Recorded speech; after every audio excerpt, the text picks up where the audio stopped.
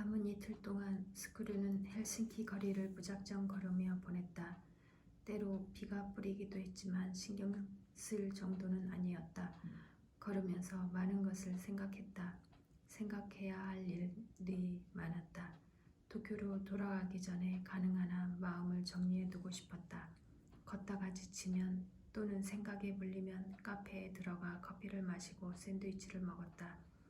도중에 길을 잃고 자신이 지금 어디 있는지 모를 때도 있었지만 그것도 상관하지 않았다. 그리 큰 도시는 아니었는데 여기저기로 노면 전차가 달렸다. 자신이 어디 있는지 모르는 상황이 그에게는 어떤 의미에서 기분 좋은 일이기도 했다. 마지막 날 오후에는 헬싱키 중앙역으로 가서 벤치에 앉아 들어오고 나가는 열차를 그냥 바라보며 시간을 보냈다. 역에서 휴대전화로 올가에게 전화를 걸어 감사 인사를 했다. 하타에넨의 여름별장을 잘 찾아가서 그녀를 만났고 그녀를 깜짝 놀라게 하는데 성공했고 헤멜린 나는 참 아름다운 곳이었다. 그거 참 다행이다. 멋지다. 하고 올가는 말했다. 그녀는 진심으로 기뻐해 주는 것 같았다. 괜찮다면 어딘가에서 저녁을 사고 싶다고 스크루는 말했다. 고맙지만 오늘은 어머니 생일이라 집에서 부모님과 같이 식사를 해야 한다고 올가는 말했다. 사라에게 안부 전해주세요. 전할게요. 정말 감사합니다. 저녁이 되자 올가가 가르쳐준 한국 근처 레스토랑에서 생선 요리를 먹고 차게 시킨 샤블리 와인을 글라스로 반잔 마셨다. 그리고 하하타에넨 가족을 생각했다. 그들도 지금쯤 넷이서 테이블에 둘러앉았을 것이다. 바람은 아직 호수 위를 스쳐갈까? 에렌은 지금 거기서 과연 무슨 생각을 할까? 그녀의 숨결, 따스한 감촉이 아직 그의 귀 안쪽에 남았다. 토요일 아침 그는 도쿄에 도착했다. 여행 가방 속 내용물을 정리하고 천천히 목욕을 하고 그리고 하루를 할 일 없이 보냈다. 도착하자마자 사라에게 전화를 걸까 생각했다. 실제로 수화기를 손에 들고 번호를 누르기도 했다. 그러나 결국 수화기를 내려놓고 말았다. 마음속 무언가를 정리하기 전까지는 어느 정도 시간이 필요했다. 짧은 여행이었지만 그 동안 여러 가지 일들이 있었다. 자신이 지금 도쿄 한가운데에 있다는 것이 아직 실감나지 않았다. 헤멜린나 교회의 호숫가에서 투명한 바람 소리에 귀를 기울이던 게 바로 조금 전이었던 것 같았다. 사라에게 무슨 말을 하건 말을 잘 가려두어야 했다. 세탁을 하고 쌓인 신문을 간단히 훑어보고 저녁이 되기 전에 거리로 나가 식료품을 사왔지만 식욕은 아직 일지 않았다. 아마도 시차 때문일 테지만 아직 밝은데도 잠이 쏟아져 8시 30분에 침대에 누워 그대로 잠들었다가 자정 전에 눈을 떴다. 비행기에서 읽었던 책을 마저 읽으려 했지만 머리가 제대로 움직여주지 않았다. 그래서 방 청소를 했다. 날이 밝기 전에 다시 한번 침대로 들어가 잠들었다가 눈을 떴을 때는 일요일 점심 전이었다. 무더운 하루가 될 것 같았다. 에어컨을 켜들고 커피를 마시고 치즈 토스트를 한쪽 먹었다. 샤워를 한 다음 사라의 집에 전화를 걸어보았다. 그러나 전화는 녹음 모드였다. 신호음이 울린 다음 메시지를 남겨주세요 라는 말이 흘러나왔다.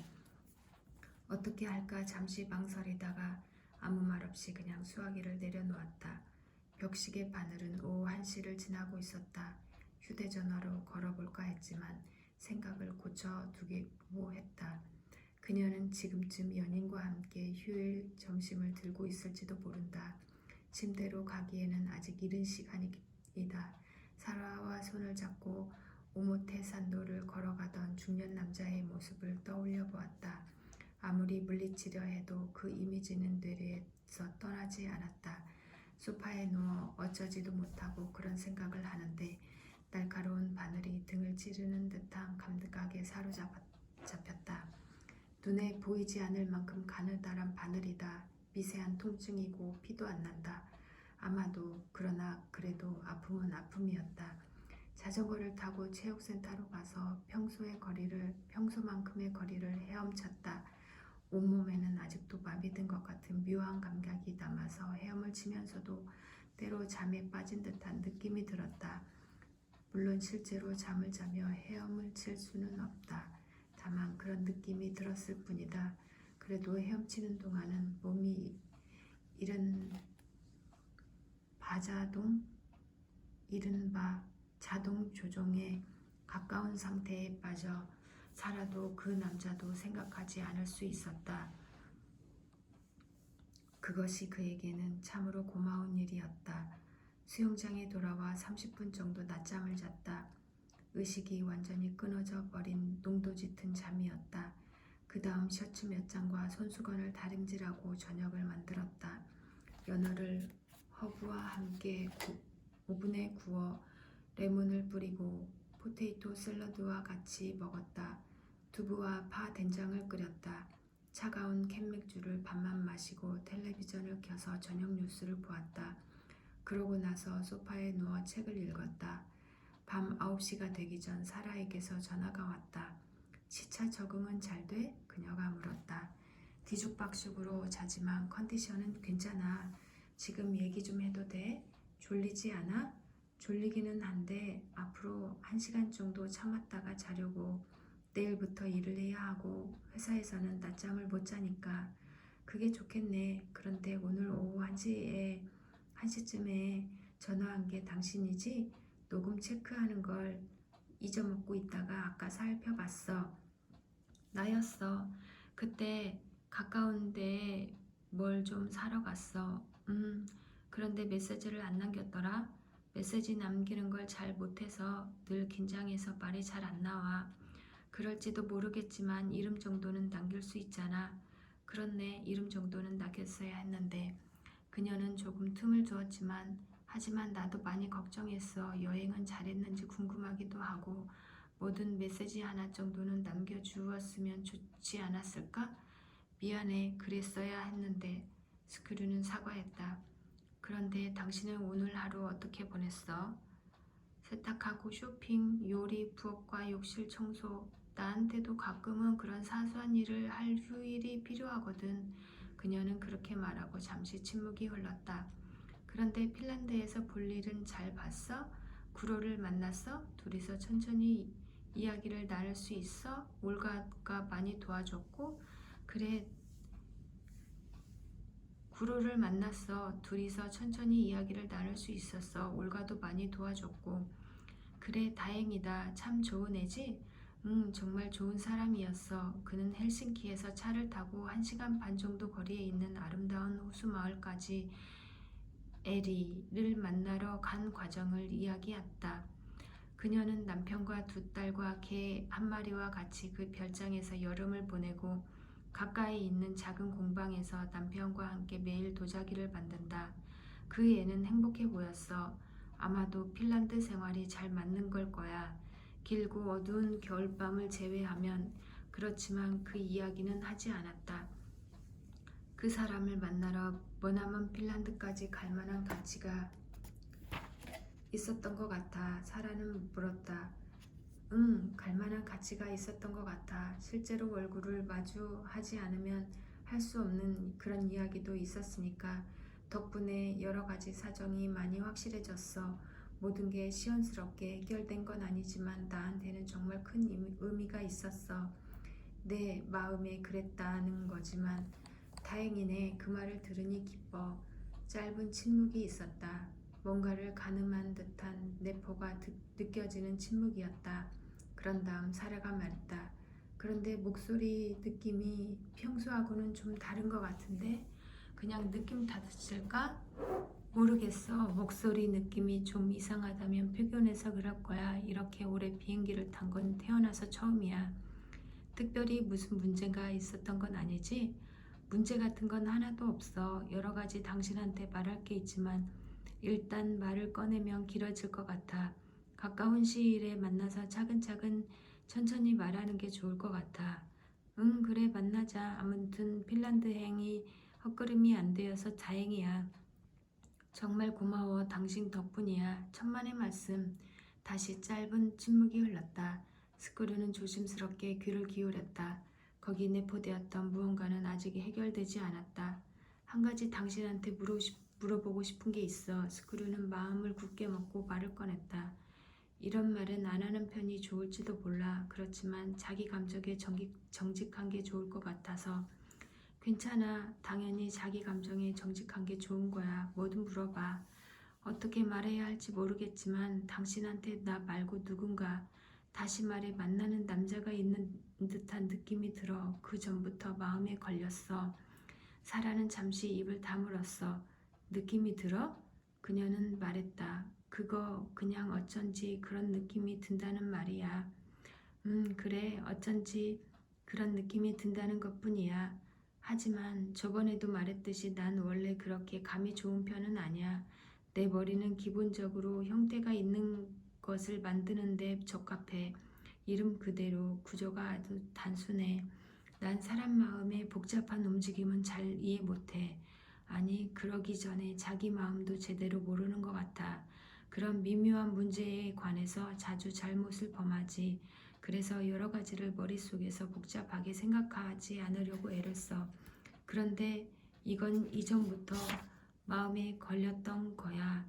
그리고 거기에 대해서 당신에게 솔직히 정면으로 물어보는 게 좋겠다고 생각했어. 머릿속에서 제멋대로 상상하는 것보다. 그렇구나. 사랑은 말했다. 그래서 당신한테 누군가가 달리 좋아하는 사람이 있어? 그녀는 말이 없었다. 스크류는 말했다. 이건 알아줬으면 해. 혹시 그렇다고 해도 그걸 따지려는 게 아니야. 그건 내가 입을 열 일이 아닐지도 몰라. 당신한테는 나에 대한 의무 같은 건 아무것도 없고 나에게는 당신에게 뭔가를 요구할 권리도 없어. 하지만 다만 알고 싶을 뿐이야. 내 느낌이 틀렸는지 어떤지. 사라는 한숨을 내쉬었다. 의무라든지 권리라든지 가능하면 그런 말은 하지 마. 무슨 헌법 개정 논의를 하는 것 같으니까. 알았어. 내가 말을 잘못한 것 같아. 그렇지만 아까도 말했듯이 난 아주 단순한 인간이야. 이런 기분을 품고서는 잘해 나갈 수 없을지도 몰라. 사라는 다시 침묵이 흘렀다. 그녀가 수화기 저편에서 입을 일자로 꼭 담은 모습이 생생히 떠올랐다. 그녀는 잠시 후 조용한 목소리로 말했다. 자기는 단순한 인간이 아니야. 그렇게 스스로 생각할 뿐이지. 그렇게 말한다면 그럴지도 모르지. 그런 건 나도 잘 모르겠어. 그렇지만 단순한 삶의 방식이 내 성격에 맞는다는 건 확실해. 특히 인간관계에 관해서는 지금까지 몇 번씩 상처를 받았어. 가능하면 다시는 그런 아픔을 겪기 싫어. 알았어. 자기가 정직하게 말하니까 나도 자기에게 정직해지고 싶어. 그렇지만 그 전에 잠시 시간을 줄 수 있어? 어느 정도? 그러니까 사흘 정도.